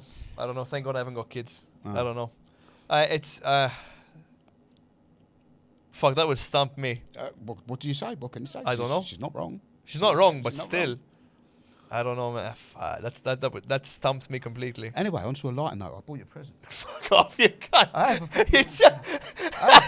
haven't bought you a present. You're my favourite guest so far. I've enjoyed the others. I bought you a present because we all know you're a secret nerd. Yeah. All right, now listen. Actually, you're just a nerd. While you get I'm that a out, secret nerd. While you get that out, I'm gonna direct towards the thing. I've got no idea what Matt's gonna. Go ahead. Go ahead. You're And safe. get You're that. safe. It's not- safe. Yeah, All right, safe. I got You're no safe. idea what it is. It's safe. It's safe. So I know you like the fucking. You're a bit like me, secret nerd. Yeah. I'm not. It's not a secret. For me, it's a secret. So no one to know this. I like a bit of Lego. Yeah. Oh. I like a little bit of Lego. But being sick. it's not a secret nerd, you like the nerdy fucking Lego, like the plants and shit. Aye. Anyway, I've got you. Oh, sweet. Little Lego, what I've got you. Oh, sweet. Look at that. I got myself some cool stuff. I got you that little shit. This is cool. What are you talking about? Huh? Oh, that's so cool. Oh, that's I know you like the plants, man. And that's I saw adorable. It, and I thought of you. I've got straight them in away. the gym now. I know you have. I took the inspiration from you because yours is like a little man cave. Do you know what? I've got even nerdier. Do you know what I've started doing? What? Buying Lego and not fucking building it. Why? Ah, I've done that. I've got the. You're gonna hate me. I've got the ginger cat. Do you know I got ripped off on that dog? Why? You know I sent you the one of the dog? Yeah. The Doberman. How sick did that look? How big was it? Fucking Chinese scammers. My missus is not happy. She went and bought it for me. Doberman dog. It looks sick in Lego, yeah? My missus went and got it for me. And I thought it was a bit funny. Just the price. It seemed a bit cheap. Anyway, do you know what we got through? A token marble. A token marble came through. What are you talking about? So it's some Chinese scam thing. And so when she went to pick it up, she was like, I think your Lego's turned up. I'm like, yes, get in. So she's gone to the post office. It wasn't a fucking Lego box. It was a marble. One token marble. What a bastard. Almost as if to say, like, if you ever questioned anything, no, we sent you a package. It was one fucking marble. What the fuck? That's terrible. Scammed, man. Got scammed. Oh my god. But no, I started buying it and not building it. Because the price of it, 4 years later, it'd be worth four Oh, times you're gonna the price. resell it? Well, I think you're just being lazy. No, I'm just too busy. tell I've you- had that Lego cat sitting in my apartment for at least 3 or 4 months, and I just can't find time to sit down and do it. There's a cool one come out. It's just come out the other day. And when I go back to London, I'm going to get it. What is it? It's a Donkey Kong arcade. Do you remember the original Donkey Kong? Oh yeah, I was actually saying, I bought for Mark's birthday. I bought him the Game Boy. Yeah, You know the cool. one. Yeah, That's yeah. cool. That's really fucking. How long have we been going for, Ash? Hour and 3. Fucking hell, time flies. Is it? Is that good? It's that good.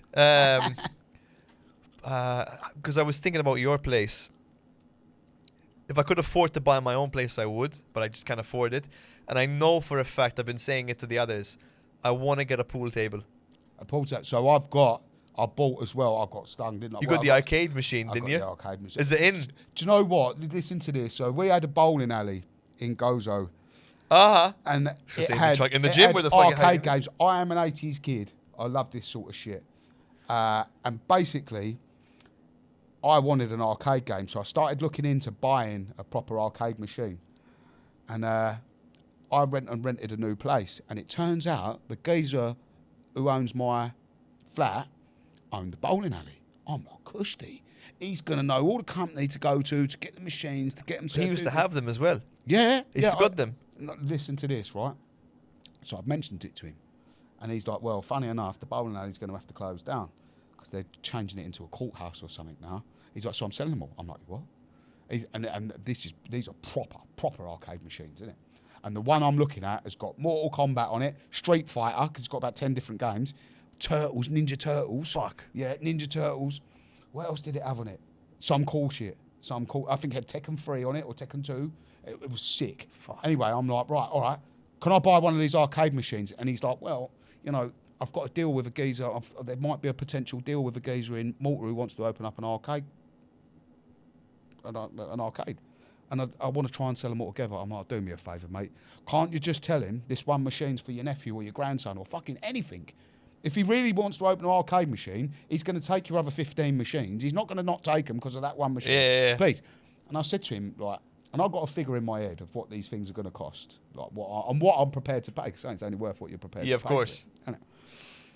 If you was going to sell it to me, how much would you sell it for? And he was like, 500 quid. I'm like, 500 quid, like Only? oh mate, I'm sitting there thinking that's a long way under the figure. I was had in my expecting head. him to say like 6,000 or something. Not that much. Or Not that much. In my Because head. these things are vintage. They're not cheap. Well, to be fair, he told me he got them all from China. They all got sent out in a shipping container. He'd gone over to China. It's not the original stuff. He had the ones you sit in with the cars, the motorbike ones. He had Terminator 2 with the machine guns and all that sort of stuff. And he's like, no. And I was like, well, I'm quite prepared to pay you a bit more than that. He's like, no, if I sell it to you, it's 500 quid, that's it. Bear in mind, these are proper slot ones. Are you sure it's Gusden? Huh? You offered a Gusden more money and he said no. Listen, I don't fucking believe he's Gusden. It's true. Gosset and misers. That's what Owen tells me. Owen the Gosset, he's like, we're all misers. Anyway. Misers? Misers, he calls them. The fuck does that mean? I don't type fucker. so this machine, bear in mind, if I pay 500 quid for it, I've only got to get 500 people to put €1 in it, and the thing's bought itself for me anyway, which I'm going to put it in the gym over time. Of course, it's coin-based. Yeah, man. So I'm like, fuck. So I'm like, no, I'm back with my missus. I'm like, listen, if I want anything over here, my missus has to ring them up because the Gosserton gets a lot further and the Maltese person gets a lot further. I'm like, you got to do me a favour. You got to ring him up.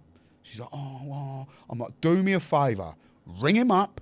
Tell him I ain't done. You could joke with him. Say, I ain't shut up about the fucking arcade machine. It's our anniversary coming up in a couple of months. You want to buy it for me as an anniversary present. And get in with him. Be friendly with him. Did it work? No. Fuck. He went and sold it to the fucking arcade What a man. bastard. Oh, I was so angry.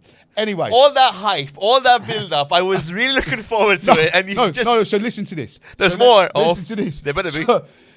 So now I found a company over here that does arcade machines. And I'm like, sick. And they've got Mortal Kombat. And I'm like, sick. Wicked. How much is it? 600 quid? I'm like, 600 quid? Sweet. So I've rung them up. Yep, I want this Mortal Kombat, 600 quid. Sweet. I'll come and get it next week. And so I've gone over there, got it, I built it all on that. It was like, you know what, Temu? Aye. You know Temu? So you got Temu when you buy like a fucking... Don't tell me it was fucking miniature. Nah, well, no, it's not miniature, but because I thought it was still coin operated. Uh-huh. That's a sticker. It looks like you could... Oh, my fucking God. On the other hand, it's got Rampage on it. You know, where you're the monsters and you climb up the buildings and smash all the buildings up. It's got tubing on it. It's got a couple of other crap games. But, yeah, no, it weren't the proper arcade machine. It is an arcade machine, but it's not the proper. In fact, I'm thinking about buying Street Fighter 1 as well. We'll see. We'll see. That went all over the place, that did. I was expecting you to tell me, I've got it. No. I wanted a proper one, a proper one. I mean, this thing was big. That's the only bad thing about the one I really wanted, the proper. It was a big double one, so you had to... You know what I mean? And it was big. It would have taken up quite a lot of room. I think I would... And to be fair, it ain't even made it to the gym. It's in my front room. Until I get super good on it, I ain't taking it to the gym. I want to get real good and kick everyone's ass. Yeah, man. I'm thinking about... Again, I want to get a pool table. I'm dog shit at pool. But there's something about having a pool table in a gym that just seems like it's right. The other thing with pool tables is the space. It does. You don't just need the room for the pool table. You need play the room around to it. play around it, innit? I mean, fuck it. But I think it'd be fun. That or... Nah, you can't get a poker table in a Thai boxing gym. Can you? Depends what you're betting on, doesn't it? I'm not good with cards. No? Betting and that. No, I've never been into anything like that. Shit. No, I'm not bad. I'm not too good at poker, but I'm not bad at most I card always think you games. should play the lottery. You got to be in it to win it, ain't you? What lottery? Yeah. You're Do not you know gonna win what? that. There was a girl in England, and she was playing the Euro Millions, and she set it up on her phone so that the money went out of her bank every week, and every week she had a set of numbers, and she won it. And they send her, and this was a Euro Millions, and it had like been some like treble rollover. It was like 50 odd million quid. It was like stupid amount, not just like Jesus. 10 million. It was like 50, 60 million. It was a stupid amount. They sent her the message to say, congratulations, you won, blah, blah, blah, blah, blah. She went off her nut, went mad and that. Turns out she didn't have the funds that week. That week, didn't have the funds in her bank account to have paid for the ticket, so it was null and void. So they even sent her the message to say you won, like, it was a silly amount of money. Oh my fucking god! And that particular week, she spent a bit too much money or whatever. She didn't have the funds to buy the ticket. I so would it have lost wasn't my actually shit. purchased. Holy fuck! I would have lost my shit. That's terrible. Yeah, man. Oh my god. I'm gonna try and steer the conversation back on the topic of Muay Thai before we get onto more nerdy shit. I'm gonna open up the chat with Myron. Byron, Now, I think I explained upstairs to you, but for the folks at home, basically, I told Myron I'm gonna send you a questionnaire to fill out. I told him as well. I put it on a group chat. Yeah, and then he repeated back to me what I said, and I just said yes, and he just repeated back to me again, essentially. Now, Myron, he's a sweet lad, but the fact his name is so close to the word moron, So we start calling him moron. it's not in his favor. So, what was the most enjoyable, and memorable? I can't say that word. My M's are memorable. Class back home in Fight Science Gozo, and why? Was his first question. But he didn't answer. No, it was to just ask you. What was the most memorable class for you back home that you've given? That made Memorable class that I gave? Yeah. Or class in general back home. Could be anything, even if you had someone else like an MMA coach or a boxing coach come in. And was there a time a student did something that changed your perspective of something about life and training from your lads? Those are his two. Those are the two most interesting ones. Despite him being a bit of a moron about the fucking whole process. The most memorable classes we've had have got to be, and again, this goes back to me getting a bit frustrated with people. My missus is a prima ballerina. She owns her own ballet school. She is like a high-ranking teacher. I don't know what a ballet teacher's called. All with the Royal Academy of Dance and blah, blah, blah, blah, blah, as well as a gymnastics coach. She has her own gymnastics club as well, and aerial silks and that. Shit. That's awesome. Did you see the video I sent you? I didn't watch it yet, but I saw you on a rope. So I've had some shoulder issues. Flirting. I haven't done it for a while. Man, my core strength's gone down. It's the most all that gayest, belly. it's the most gayest thing ever. But I tell you what, do it for 10 minutes and tell me it's gay. It is awesome. It is awesome. I mean, it's a little bit. Yeah, but listen, BJJ. Yeah, you're not rubbing people's balls in your face. No. No. So what was we talking about? What was we talking about? Most memorable class. Most memorable. So I said to my guys, listen, if you want to fight, this is what's expected of you. I want you at the gym at least 4 nights a week. Yeah, I want you in Sunday mornings, and there's going to be 2 deep stretch classes with my missus, and you've got to come to them as well. Now, she charges €10 to her prima ballerinas for this deep stretch class. I want them all head kicking, no problem. Boom, boom, boom. Like proper stretching. She proper knows her shit. And I said, I want $2.50 off of you guys, £2.50 for these classes. They knew the price she charged or not? No, when I started getting up here, I started telling them, do you realise how much this costs? She'll charge her proper ballerinas. She's not charging me anything, but she's doing it for me. But I'm telling you, you're giving me a token £2.50 to Which do is these. fair for the lights. Again, it's not being greedy. I understand why. Again, so it goes down to the same thing of, I'm looking at this. You should be looking at this as an awesome opportunity. Fucking right. And you're looking at this as detention after school that you don't want to come to. But we had some wicked times doing it, man. Oh, my God, it was so much fun. You know Nem? Yeah. You know Nem? Oh, he is so tight, as in, like, he just doesn't have that flexibility. The noises he would make. Oh, it was so much fun. We was laughing and laughing. You must have seen the posts I put up at the time. I think I did see constantly something. putting them up. It was hilarious. It was a lot of fun, man. And I'm like, you lot are whinging about coming. Look how much fun we have. And it was just the noises he would make and the facial expressions he would pull. It was awesome. So they were definitely some of the more memorable lessons that we had, and that, like, honestly, there was just tears rolling down my eyes. The noises. I'm gonna have to dig up some videos and show you again to remind you. It was so funny. If I make an edit of this, I'll probably put it in there somewhere. If you got one of them screaming, I'll put it. I have, definitely, for sure. In fact, I've got his face as a sticker on my thing where he's like. And what was the other question about? Any of your students ever given you, like, done something or said something to you that changes your perspective on life or coaching? Yeah, but I'm gonna have to sort of generally say it's generally more on the negative side than the positive side. That's fine. Again, I mean, just going back to the things that we've said, I find it frustrating. Again, I put it to the way that I just said then, almost like, training is almost like a chore, or like your parents have made you come here. which is weird because they're paying to and be then there. I'm asking you to do something extra that you should be like, fuck it. My coach said to me, you do this stretching thing, it's only going to cost you £2.50. But for a start, my coach is telling me to do it, so I'm assuming it's something that I need to do. And I'm not even going to question that he's asking me to do it. Back then, he used to make us do kettlebell classes. Sweet. Now I've got my guys doing like SNC. I'm making them That do was it. cool. I would have loved to have come the other weekend. What was I doing that Saturday morning? I said, obviously, I've got my thing with my missus at the minute. I'm really having to look after her. My daughter's coming here. But I'm over here most weekends. Again, the summer and the heat this year has been It's a bit difficult. funny for me. I mean, this place has got AC, but I leave it off. But it's the travelling for me as well. That You have too. to remember, everyone comes to Gozo to piss about for the weekend. So when I'm coming backwards and forwards, it's a nightmare through summer. But like you had said, the SNC, I've had to try and make it fun. Uh-huh. And what's weird is when we go there to do it with all their equipment and whatever, they see it as a day out and as an outing. Yeah. When I make them do the same things at the gym, they complain and they moan. And it's odd. I don't know why, because it's the same and they need it and I need it and we all need it. So, like, okay, yes, because we're going to a different place, I got to charge a certain amount just to make ends meet and to cover the costs of using the space. So I charge a certain amount. But I'm going to incorporate what we're doing there in the regular classes. No extra charge, right? So if we're doing jumps and there's explosive movement, I'm going to give it to you in the classes. So then don't sit there and look at me and mope, If I'm giving it to you, it's for a good reason. But anybody looks for... I mean, we're doing it now. We're looking for a reason to complain.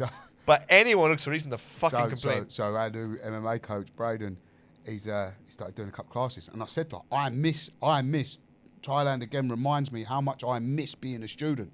I want to go to someone else's class. I want someone else to tell me, right, do this, this, and this. Because what happens is, like, I think you're like me, I involve myself heavily in my classes. When something starts to burn, I'm like, right, change! But no one really knows that. When I'm starting to burn, I just change and do something else. When it's on someone else's say, Braden, one of my favourite students, Noddy, we was there, Braden was doing the class, and he was like, right, now do this. And she looked at my face, and my face was just like, fuck off. But that's how you want to be, innit? That's how you want to be. I've got a new system now. I used to join in the classes, but I found it wasn't working because I couldn't do both. So what I've done now is I train outside of the classes, and when I go to coach the classes, I coach the classes 100%. And I'm going to walk around, but they're very busy as well. I've got 12, 14 people, sometimes more. I had a beginner's class last week. I was at max capacity. I had 20. Do you know what? I find it hard. The days when I walk into the gym and think, because I usually do my own bit of training anyway. This summer's been a little bit different, but I usually train myself during the day anyway. When I walk in and think, right, I want to train tonight, I'll have 8 people, so I can't. Yeah. Fucks the numbers. When I really don't want to, something's hurting, I don't feel very well. It's like 3 guys. Yeah. And Yeah, I get the same. I have to get involved, and I'm like, Those are the it's best always- days. I mean, for me, I don't know what it is about doing something you don't want to do that just turns you into a stronger person. There are days where I walk in and it's me, Kyle, and Jesus. 3 of the, sometimes Stefan, Eder, like 3 or 4 of the biggest fucking people, the best people I have. And I think to myself, I don't want to join in. I don't feel like getting battered. And I make myself do it Do you know because it's what? good for me. It's because the walking in is the hardest bit. The walking out is the best. Yeah. So I find that with my swimming, it's early, man. It's early. I have to get up 5:15 in the morning to go swimming. Like I'm literally standing at the pool, like at the side of the pool by about 7 minutes past 6, and I'll jump in, and I might not get out till 20 to 8, you know. But when I get out, You feel good? awesome. But getting there, man, I hate it. Yeah, no, I know what you mean. I hate it. And I do after hate I'm it. done with the sessions, I feel I'm exhausted, but I feel better. I'm like, okay, I'm glad I did that. It's always I've never regretted a day of training where I didn't want to go and I still went. You know, I've never had that happen. I don't think it ever happened to anyone I know. Tell you what, again, swimming. I can't recommend it enough for fighters. It is awesome. I'll go with the local swimming team. So, in fact, one of the guys who I train with, he's Maltese champion in his age category, and it's just awesome. And my coach is a lovely older lady, small, but she's a beast, man. She is a beast. The things she gets me to do, and I really started noticing it. That's when I started proper giving up smoking as well. Like, Really? oh man, you think like you're gonna die. Imagine swimming, because you what you're doing is you're having to get breathing rhythm. Yeah. Like, everything's breathing rhythm. Doesn't matter what you do, whether you're running, fighting, cycling, swimming. It's rhythm in your breathing. The thing is, when you're rhythm in your breathing, you're swimming. Your head is physically under the water, and you kind of feel like you're drowning. It's bad. That's true. Bad. That's and true. so as soon as I gave up smoking, man, it went through the roof. It went through the roof. And in fact, when I came to spar with you guys, obviously I got his ass kicked, and I'm like, Mark, like I'll do the rounds with you. I'll have 3 rounds with you. So I went again, and what was happening was I was going out fighting with Mark for a round, coming back to my corner, always hands on my head, up straight, let the air in. Really, they're supposed to be coaching me. I'm like, you all right, Owen? He's all curled up on the floor like, oh. So, but yeah, that's when I really started noticing how good it is. How good it is. For sure. She does. I'll tell you what, do this with your guys as well. I've started doing this with my guys. Before you start training, sit them down on the floor, just get them comfortable, sitting cross-legged, whatever. 3 minutes, you got to do. 10 seconds, breathe in. 10 seconds, breathe out. And continue that for 3 minutes. And it opens up your lungs. I'll try that. Honestly. I'll try that. I'll tell you how I know. So the first time she did it with me, or with us as a class, she's like, right, hold your breath and do as many strokes, or not hold your breath, but because you breathe out, obviously, because you need to do as many strokes as you can before you lift your head up out of the water. And I can't remember how many strokes it was, like 12 or something. We did this 3 minutes of breathing, 10 seconds in, 10 seconds out, 10 seconds in, 10 seconds out. Do it again, over double. It was like 25 strokes before I had to breathe. Funny enough, have you heard of oxyfits? No? So when I was fighting, I used to have these as well, and it's like a gum shield. You know they have the masks. It's the these one that days. restricts your breath, so you get it's used like to a this. breathing Yeah. restrictor. So the one that I've got, it's like a gum shield. It's just got a tube that comes out the end with a dial on the end of it. Yeah. And in fact, this one that I've now got, the Oxyfit one, it's not as good as the one that I had years ago. The one that I had years ago. So I bought this thing, and at the time, I was running 3 times a day, training every evening. But I would run before training. There was a big lake, and I used to run around the lake 3 times. And I thought, if I could get the Oxyfit and just jog around the lake once with this thing, I'll be well happy. Man, imagine like the biggest balloon you've ever tried to blow into. You can't breathe. Okay, so that's breathing out, but then it's the same breathing in. Oh, fuck.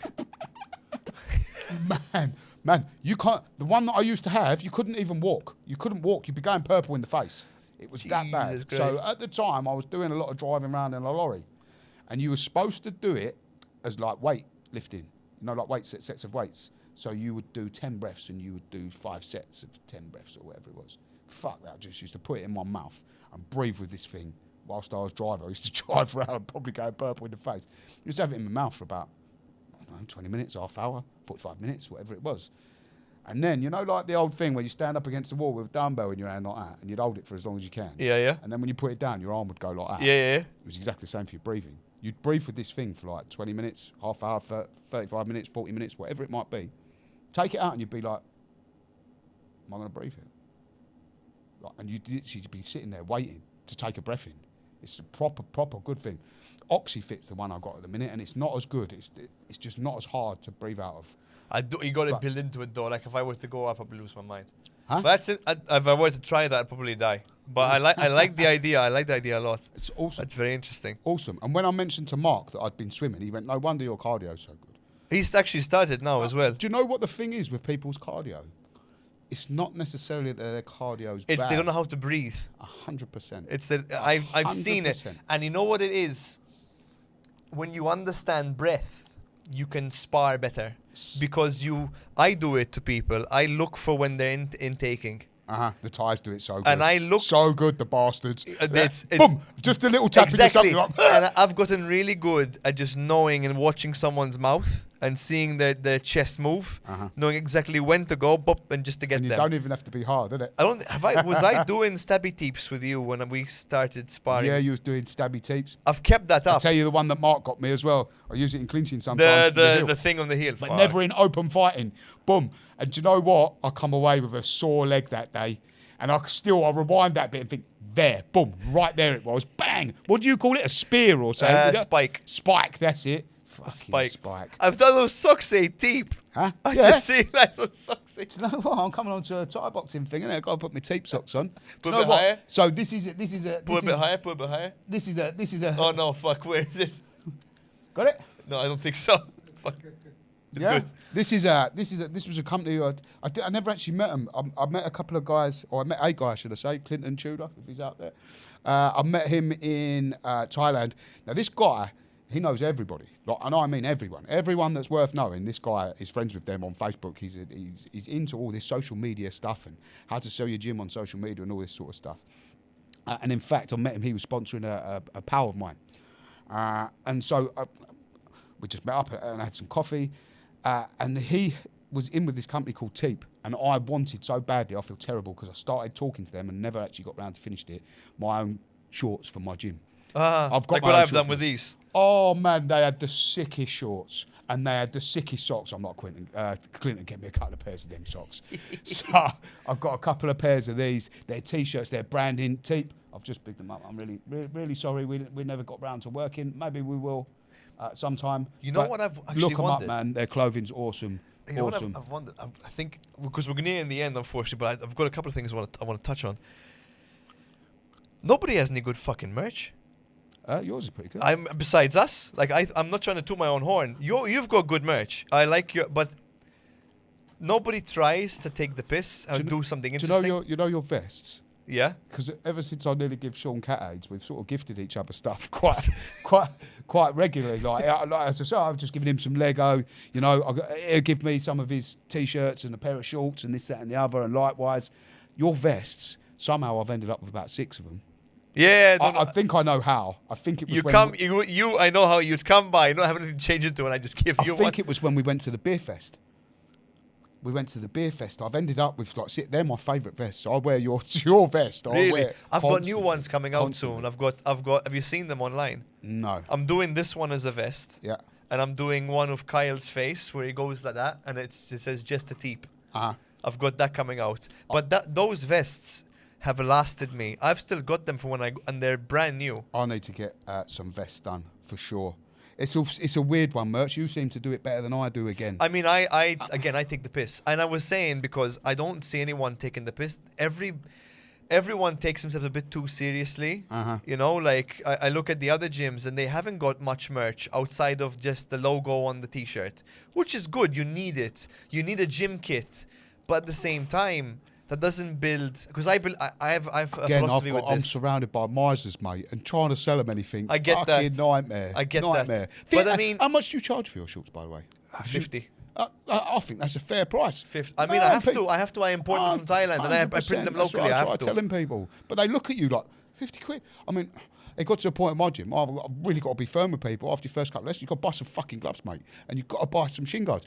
And I tell people, if you join a football club, would they give you the football boots? No, you'd have to buy your own. Yeah. But people want to save. The thing is, every with penny. merch, you, at least in my opinion, with how I do mine, you build a community. People look at the merch and they go, "That's fucking cool," and they look forward to when I make the next one. Do you know what you do well as well? Because I've had a couple of sets of t-shirts now. I've got to change the design to a degree because everyone's got one, so they don't want to buy another one. And when you bring a different t-shirt, exactly, you're gonna make a new thing. You sort of Same with coerce this, them into getting you know? another. I'll never make the same thing twice, but I will put it on something else. So I'll make a t-shirt. Now I've got a tank top, and come wintertime, I'm gonna make a pullover hoodie. And I know somebody is gonna go, I want all three, and they're gonna try and collect them because it tickles that part of your brain. Again, I'm not a good businessman, but I know what I would buy, so I try to sell to myself. You know what I mean? Yes, yes. And with the shorts, I mean, I said fuck it, I'm gonna get something really plain. The cheapest ones I could I like get. the plainer. I don't like the designs. They were the cheapest ones I could get. And I know people are going to say 50 is expensive. Yeah, but you're paying for quality. You know, I always... They're handmade in Thailand. They're imported over here. They're not some cheap Chinese knockoff. You know, like your fucking Then you got little to get them dog printed. on a marble. You know, yeah. they're printed locally by a local company. So the quality is there. Same with this. And the thing I'll say to them as well is if you want a pair of shorts over here, you've got to go take yourself to Burkakara. Bear in mind we live on Gozo, so you've got to get on the ferry, you've got to go to Burkakara, and their shorts in there are about 65, 70 quid. Yeah. And I'm asking you 50, you know? Same. You want to buy a pair of shorts online, you got to pay 20 euros shipping. Yep, you know? 100%. So it's a bit of give and take. The t-shirts and tank tops themselves, like... You're gonna buy a Nike t-shirt. How much is a Nike fucking t-shirt? What, 60 euro? I charge what? 30 odd quid. You know, I charge less for my tank tops and my t-shirts. I charge a lot less, and I think it's more worth it. But what I was saying before was, the other gyms take themselves too seriously. They don't do anything interesting, and I'm dying. I say this with a pinch of salt. I'm dying to start seeing the other gyms pick up the pace and start putting themselves and making merch, because then I can think, okay, I've got competition now. Yeah. What can I make that's better than that? Yeah. At the moment, no one really puts effort into their merch. No one puts effort into the thing. I think my merch is nice, to be honest. You've got My I would say you've design got is very nice. good stuff. But again, like I said, I can't keep it the same now. No, you got to change it. I've got to change it. I've got to change You've it. got to change And it. I've Put got Petro's face, not Petro. Put what's his name's face on the stretching class. Oh, well, them. Put Nem's face on a t-shirt. Get a fucking silhouette. I've got one. I'm working on it now. There's a picture of Jesus with a balaclava on in his Mexican outfit. Yeah. And he's putting up gang signs like this. Yeah. And it says, "For my mother, I die. For my gym, I kill." And I want to get that on a hoodie because it's sick as I fuck. should put that picture that I sent you up in my little biop thing, innit? I don't think that would do very well. I think you get put on a list for that. It's a As baby soon as with I a- wrote it, I thought of that picture. That come to me in COVID, that picture. I'll tell you what, COVID, as crazy as it was... How'd you find that picture? Wait a fucking second. I can't even put the picture on the screen. No, you cannot put the picture on the screen. Just for reference, actually, it's a picture of a baby with a massive cock. Like huge. Like huge. Like huge, like the size of my thigh. So when he asked size me for cock. my biop, I wrote the thing out, give it all the spiel, and then, about when I was a young boy, and then sent him this picture. And he's holding a beer and something as well. What was it? He's got the intelligence and the tools to make it the whole distance or something stupid. I don't like even that, know. What was we saying? Why was we talking about that? Putting that on a t-shirt. Oh yeah, no, where it come? So COVID, as crazy, it was the best time to be on the phone. The stuff that I used to get said was hilarious. And that exact picture, do you know how it come? It said, it's day 4 of lockdown. I'm bored. Let's start a thing where we all send pictures of when we was a kid. This is my one. And What the fuck? that was it. That was that. Yeah. That's terrible. But yeah, no, I definitely need to change my merch, and I need to get some more t-shirts. So I've sold all of my t-shirts. How about you hand over the marketing to somebody else? What do you mean? Because I mean, I had got someone in to help me with the marketing. No offense, Hannah, you're fucking useless. She's done fuck all since she's joined. So to She's be been fair, busy. I give her that. She's been busy and she's fair, been sick, but she's done fuck all. My logo and all my designs was done by my missus' brother. Islander Print is called. And do you know what I like about him? It's the old-fashioned screen printing. So he screen prints everything. And particularly the T-shirts. I mean, I haven't got one on. You can twist them. They're actually going into the... Like yours generally have stickers on. I mean, you can. It's a sticker on this, but it's stuck on pretty good. So And I mean, these ain't it's coming stuck. off, but it's My lots of washes. my ones ain't stuck. They're actually bound into the... You know, like the fabric when it's like that. They're actually bound into the material. You twist it. You Thing with this, I mean, you look at that and you think it's not very good, but keep in mind, I've had this for how many years now? Like 2, 3. I don't give a fuck about it. Like I don't put it in a gentle cycle. I put it in a hot cycle. I put it in the dryer.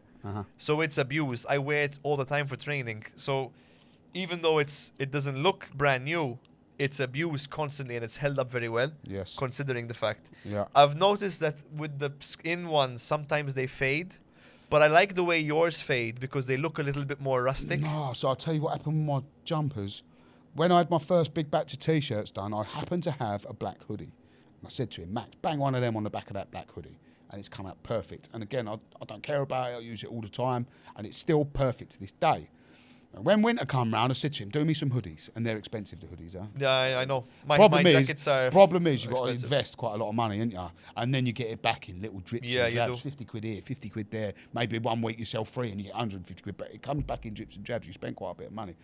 Anyway, so we got a load of hoodies, and to be fair, the ink just hasn't bonded to these hoodies as well. And at first, they look quite good, like it sort of looks stonewashed and sort of a bit faded. I like it. Then, but after a while, I mean, I'm going to drop the price on them just to get them gone. After a while, they go too far, and then it just look. I was wearing mine because I got one off you. I was wearing mine all the time when I was back home. I prefer a zip up, but the pullover was just cozy. Yeah. I was wearing it at home, Uh-huh. constantly in it. It was very, very comfy.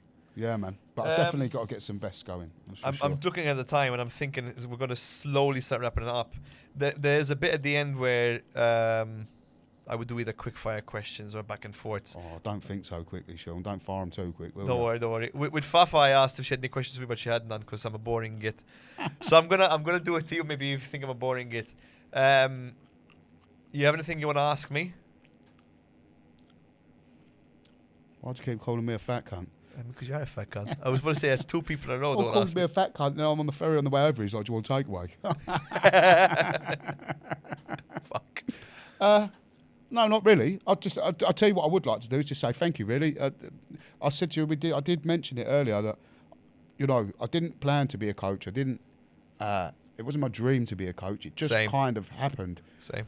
But no one taught me anything about coaching. You're the only person I can honestly say who really I've learned something about coaching, mainly because you understand how people's brains work and, I have had some issues with some To of a my limit, guys because and- when it comes to social things, I'm retarded. Like, I'll go out and not understand why people don't get things. And So I'm not going to mention any names. You told me to say it. You said someone was turning up late all the time. Those people know. They'll know who it is.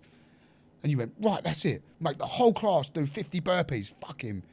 And they will all start being disgruntled because he's made them do 50 burpees. And next time he turned up late, I'm like, right, everyone, whole class, 50 burpees. Cunt, he's late again. Anyway, bangs them all out.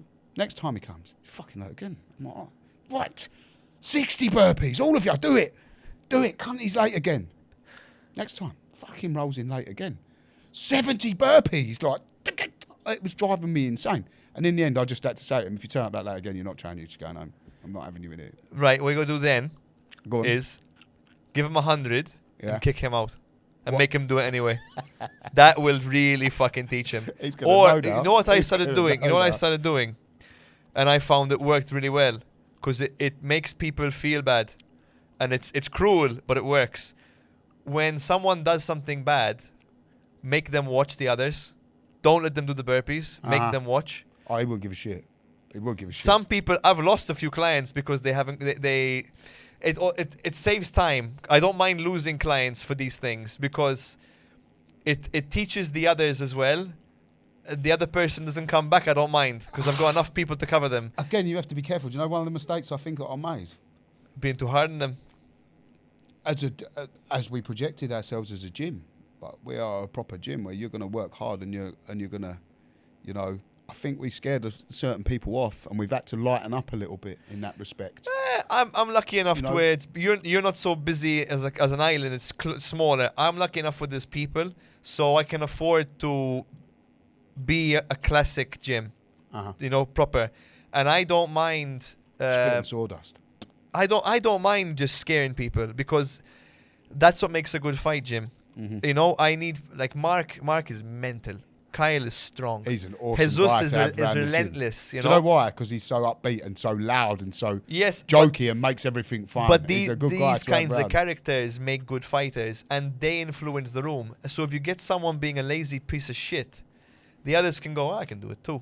So if you punish the weak for doing stupid things, the others get stronger. and they realize I can't fuck around here. Like I said, And I've had to. you got two options when that happens. One, they learn and realize, okay, I'm not going to be late. I'm not going to forget my towel. I'm going to be on time. I'm going to put work in. I'm not going to put my hands down. Or they fuck off. And they go to someone else and they lower the standards in their gym. Yeah, You know? true. I did something recent. Oh, I've almost fucked the wire there. Are we still good? Okay. I removed walk-ins. Yeah. I removed walk-ins completely. I don't allow walk-ins anymore. You want to come, you have to book. Uh-huh. And the quality of the students has gone up Uh-huh. by a lot more. Because now there's an extra step. You can't just turn up at the door and fuck around. You have to stay making an account, paying for the session, going to it. And I'm telling you, the quality of client has gone up. The sessions feel a lot better. Uh-huh. And I've noticed the people in the beginners class are more competent and they enjoy it more because you're not next to some loof. They're getting value. They feel the value is more. You know, because you're not just walking by and going, because it's expensive. It feels like you're getting exactly. more. You don't. And again, I remove walk-ins for this exact reason. It just keeps the standard up. Uh-huh. And I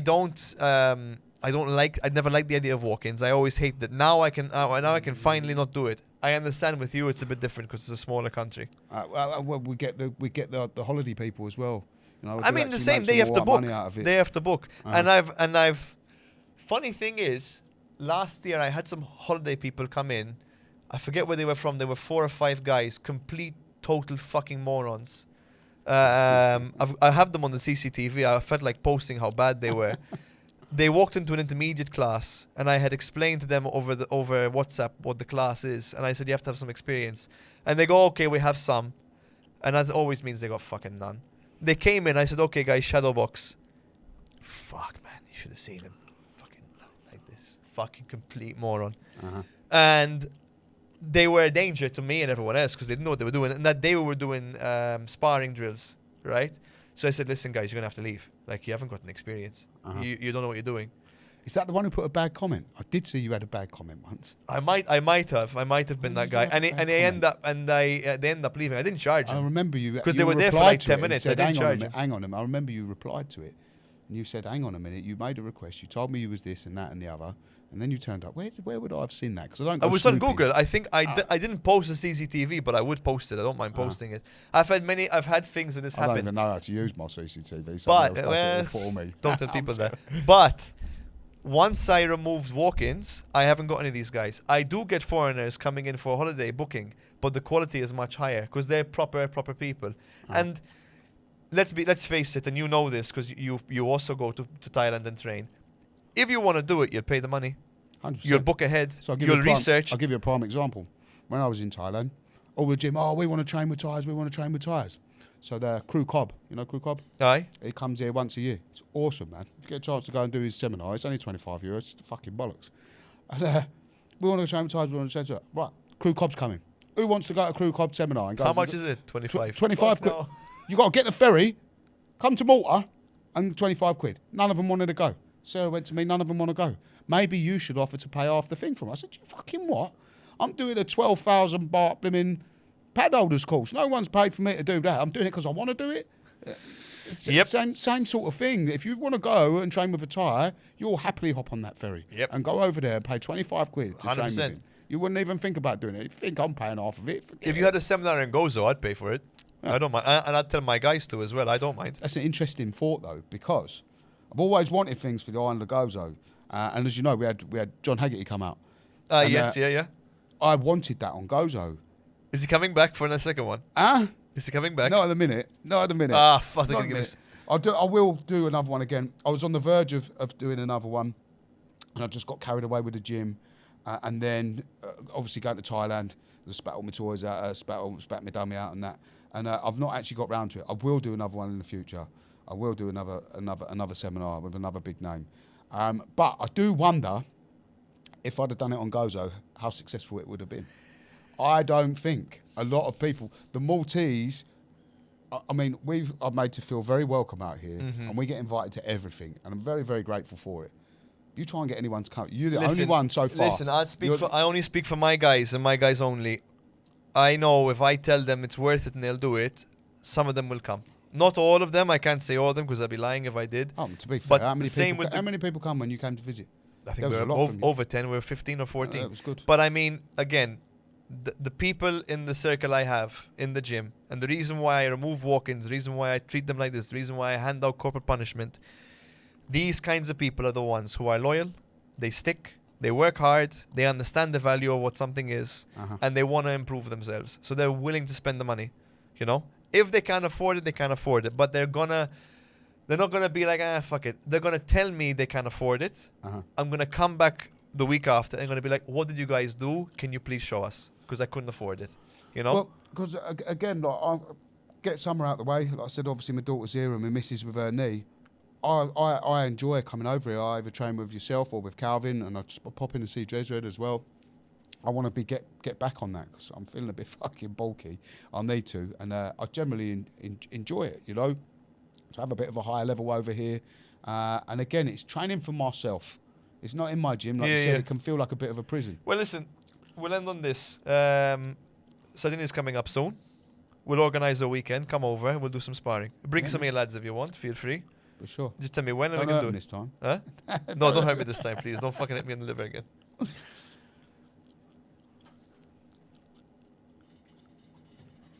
That was a bit of a longer one, I think. Was it? Is it a good one? That Did we was do it right? That was the best one I've done. Excellent.